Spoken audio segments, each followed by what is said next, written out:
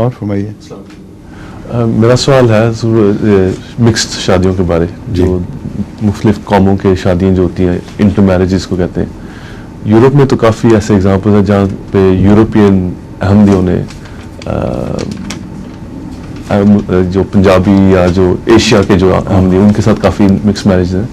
لیکن افریقہ کے جو لوگ ہیں ان میں بہت کم میرجز ایسی جس کی شادیاں ایشینوں کے ساتھ ہوئی ہیں. اس کی وجہ کیا ہے؟ افریقن جو امریکہ میں ہیں ان کی تو بہت ہوئی ہیں. اچھا. اس سے معلوم ہوتا ہے کہ ان کا صرف عام ہونا وجہ نہیں ہے بلکہ معاشرے کا فرق ہے، کیونکہ کفر ہونا ضروری ہے.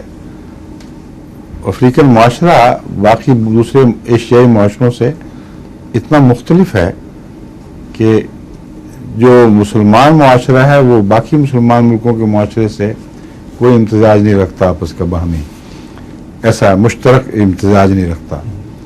لیکن عیسائیوں نے چونکہ اپنا معاشرہ بدل لیا ہے اور ان کا معاشرے گانا، ناچ گانا اور شراب پینا، ان میں یہ شادیاں زیادہ پائی جاتی ہیں، کثرت سے ملتی ہیں آپ کو انگلینڈ میں بھی دوسرے یورپین ممالک میں.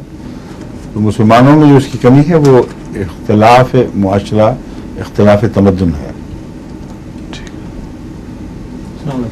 ظہور مہدی آخر